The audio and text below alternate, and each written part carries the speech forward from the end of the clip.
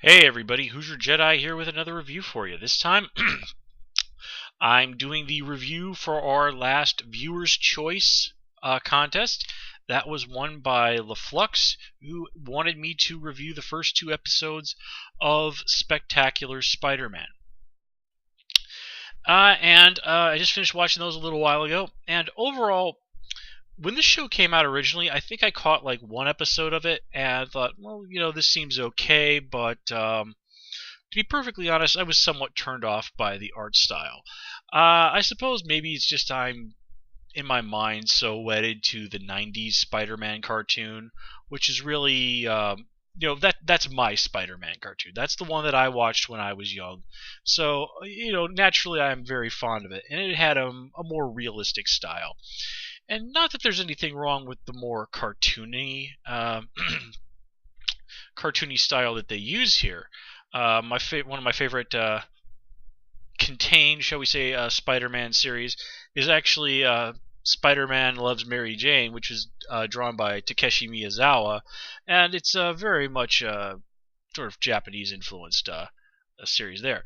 So while like I said, the art style really kind of turned me off to the show, so I never really watched more than like one or two episodes.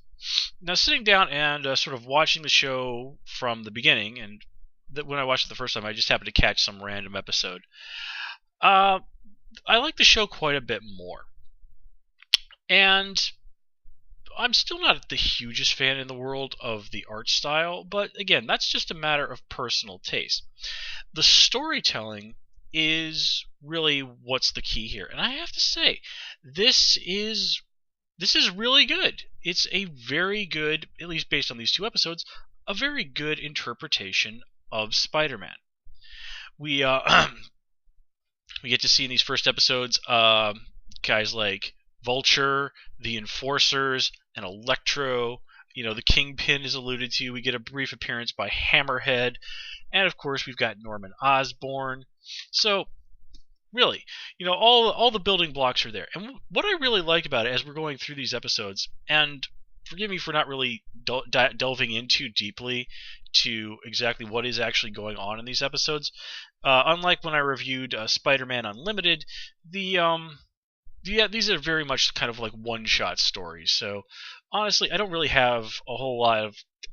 I just really couldn't find that many things to really comment on in the episodes individually.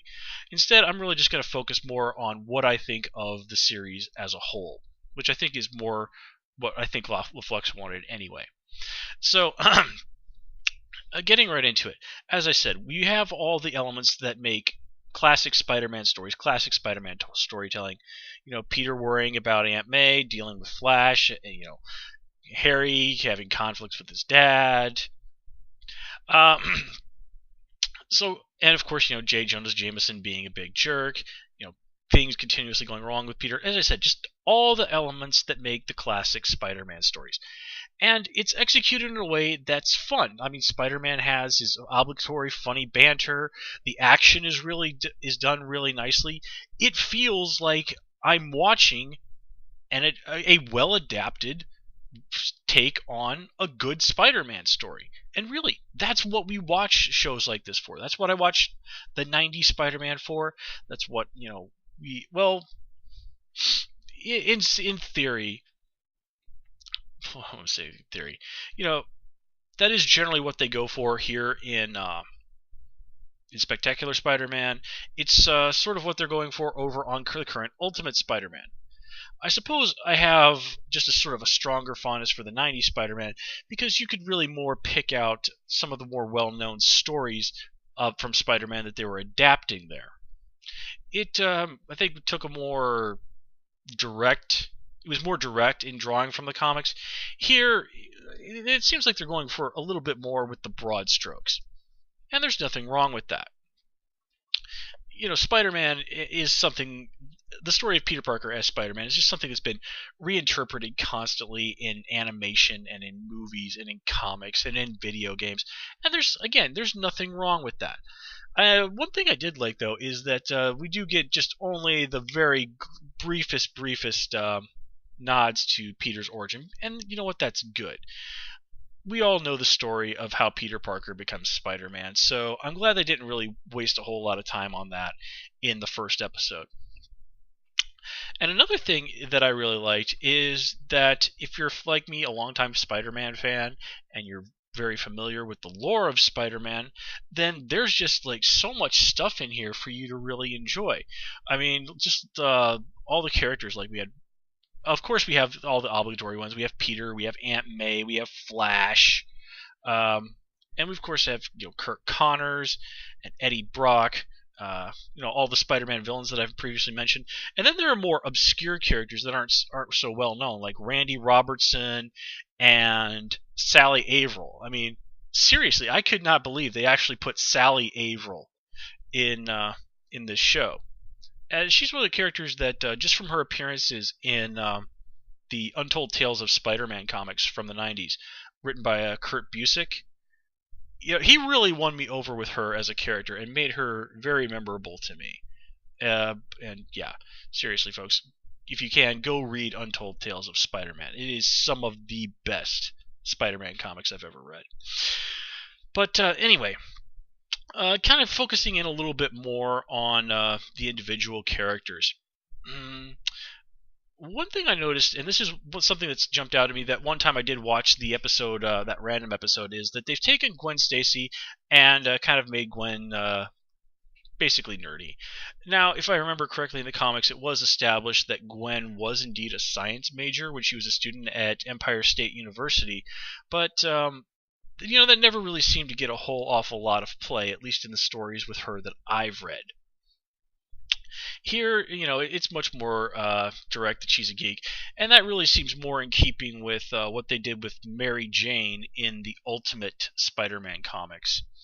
And I'm okay with that. I always thought that was a very interesting departure, but a nice one to do with Mary Jane. Having her and Peter, start off as friends and kind of being geeky folks together. Again, a real 180 from how Mary Jane was in the comics, but it worked. Now, we don't really see enough of Gwen here, voiced by Lacey Chabert, who recently was doing the voice as Zatanna over on Young Justice. Really nice, really talented girl. I really enjoy seeing her pop up and stuff. And we'll talk about the voice actors a little bit more in a minute. But focus. But yeah, what we did see of her, I did like that the way they handled Gwen. One thing that I did notice, I do remember reading about this this version of the show, and it was something that the people that were behind it even mentioned, is that they had gone about and had changed the races of several people from the characters, from what they were in the comics. And they even basically said, if Spider-Man had been created in this day and age, then they would have been, many of the characters that we've seen over there would have been a lot more ethnic diversity. For example, Liz Allen is, of course, Caucasian in the comics. Here, she's sort of portrayed with a bit of a Spanish accent. I think the creator said that in that reality, she's supposed to be half Puerto Rican. Like, okay, that's a cool way to go with Liz. If you're watching in the first episode, you see that Fancy Dan is black. Going along with that interview that I read, it said that they also made Roderick Kingsley, Hobgoblin, and Deborah Whitman were also black. Kenny from the Ultimate Spider-Man comics, from what I understand, yeah, he's has a brief appearance here. Doesn't say anything, but he was changed to being Asian. And some people were upset by this. I personally, I think that the creators have an excellent point, that if Spider-Man had been created today, then yes, there definitely would have been more people of non-Caucasian races in the stories. And really, at the end of the day, I think these sort of changes are ultimately really trivial. These are still reasonable interpretations of the characters we're all familiar with. So if they happen to have, a slight difference, if they happen to be like a different race, then really, what does it matter? I mean, as long as what makes the character good and cool and interesting is still there, then really, what does it matter that they changed something like that? I mean, aren't we all supposed to subscribe to the idea that ultimately race is irrelevant? But okay, we're not going to get into politics here, as I've said repeatedly in my reviews. We're not here to get into politics. We're here to have fun and just talk about geeky stuff. So anyway, one thing that I do have to remark on is that I really do like the opening theme song. It's really fun. It's fun to listen to. Now, the 90s theme song will always have the top place in my heart for best Spider-Man theme song. Just that absolutely killer guitar riff. I mean, seriously, if you've not seen that, go and give it a listen. It's killer. It's great. I love it. But like I said, it's just a really nice song. It's kind of gets you excited. It has that sort of fun, bouncy, upbeat energy to it that goes along with more or less what I perceive to be the generally lighter tone of this sort of series, and plays in well with the more optimistic elements and aspects of Spider-Man. So let me see here. One thing that I did like is actually this is a really nice interpretation of in the first episode, a really nice interpretation of the Enforcers. And these are some guys that, frankly, I've never really had a whole lot of love for. They just basically seem to me, overhyped goons, and really nobody that could present any sort of real challenge to Spider-Man. Here, they're presented as very competent guys who, Spidey wins in the end, but they are presented as being very capable and very resourceful, and and Spidey has to work for his victory. And I do like that. And let's see. Yes, as I said, we have quite a laundry list of really talented voice actors working on this show. I was looking over the list over on Wikipedia. I saw a lot of people that I knew and people that I was fans of. I'm not going to get into everybody because, like I said, it's a laundry list. But, man, there's just a lot of talent here. I really have to give the people that did the casting for this show a lot of credit. They made a lot of very smart choices and brought in a lot of very talented people. And let me see, what else? No. Okay, I think that really kind of covers what it is that I had to say about this episode. Overall, like I said, this looks like a really, really good and very solid interpretation of Spider-Man.